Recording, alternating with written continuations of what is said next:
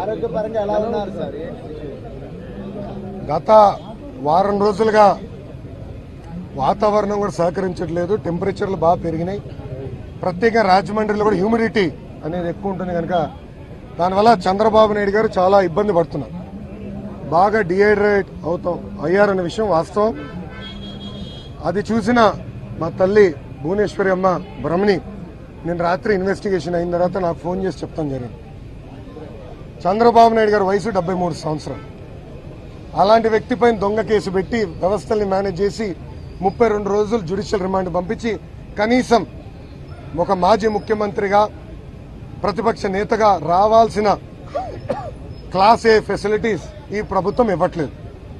అదే గతంలో సైకో జగన్ కేవలం ఒక ఎంపీగా, అది కూడా ఎంపీ అయ్యే ఒక సంవత్సరం అయిందనుకుంటా, ఆయన క్లాస్ ఏ ఫెసిలిటీస్ ఆనాడు డిమాండ్ చేశాడు, చంచల్ కూడా జైల్లో తీసుకున్నాడు. ఇది దయచేసి మీడియా మిత్రులు కూడా పరిగణలో తీసుకోవాలని కోరుతున్నాను.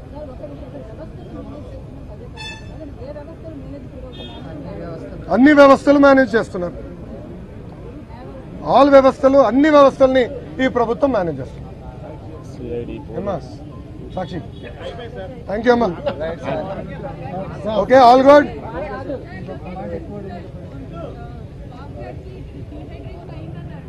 ఎస్ అమ్మా. అధికారులమ్మా,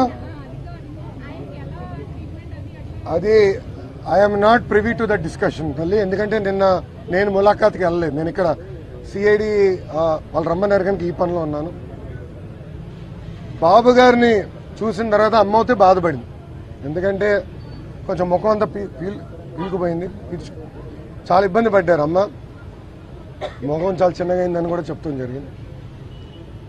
ప్రజలందరూ కూడా ఆలోచించారు. 73 సంవత్సరాల వయసు, 45 సంవత్సరాలు ఆంధ్ర రాష్ట్ర రాజకీయాలు ఉన్న వ్యక్తి చంద్రబాబు నాయుడు గారు. చివరికి స్కిల్ డెవలప్మెంట్లో 27 కోట్ల అవినీతి జరిగింది. అది కూడా ఆయనకి రాలేదు, పార్టీకి వెళ్ళినాయి, బాండ్ల ద్వారా వెళ్ళినాయో దేని ద్వారా వెళ్ళినాయని ఆరోపణ చేసే పరిస్థితికి వచ్చింది. ప్రజలందరూ మళ్ళీ ఆలోచించాలి. 45 సంవత్సరాలు మీ అందరి ఆశీస్సులతో మీకోసం సేవ చేసినందుక ఈ శిక్ష? మన పిల్లల కోసం సైబరాబాద్ కట్టినందుక ఈ శిక్ష? రాయలసీమకి కియా, ఫాక్స్కాన్, టీసీఎల్ లాంటి పరిశ్రమలు తీసుకొచ్చినందుకు ఈ శిక్షణ?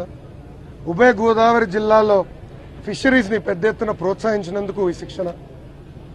అదేవిధంగా ఉత్తరాంధ్రకి పెద్ద ఎత్తున ఐటీ పరిశ్రమలు తీసుకొచ్చి, కంపెనీలు తీసుకొచ్చి, మెడికల్ డివైసెస్ మ్యానుఫ్యాక్చరింగ్ పరిశ్రమలు తీసుకొచ్చినందుకు ఈ శిక్షణ?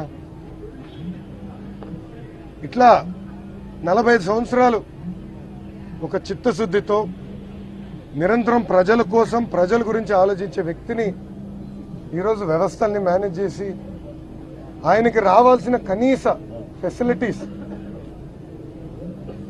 జైల్లో కూడా ఇవ్వకుండా ఈ ప్రభుత్వం కక్ష సాధింపు చేస్తుందంటే పరిస్థితులు ఎలా ఉన్నాయో ప్రజలందరినీ ఒక్కసారి ఆలోచించమంటారు. ఇట్లా హెరాస్మెంట్ కొనసాగుతూ పోతే రాబోయే రోజుల్లో ఇంకా రాష్ట్ర అభివృద్ధి గురించి ఎవరు ఆలోచించరు. రాబోయే రోజుల్లో మెరుగైన పాలసీ తీసుకొచ్చి నిరుద్యోగ యువకులకు ఉద్యోగాలు కల్పించాలని ఎవరు ఆలోచించరు. నేను ఈరోజు అడిగే అధికారులు, అసలు ఐఆర్ఆర్ ఓఆర్ఆర్ నాకు సంబంధం లేదే, నన్ను ఎందుకు పిలిచారంటే జియో 282లో ఐఆర్ఆర్ ఓఆర్ఆర్ అన్న పదం ఉంది కనుక జియోఎంలో మీరు ఉన్నారు కనుక మిమ్మల్ని పిలిచాను. అంటే ఎక్కడ పోతున్నారో చూడండి.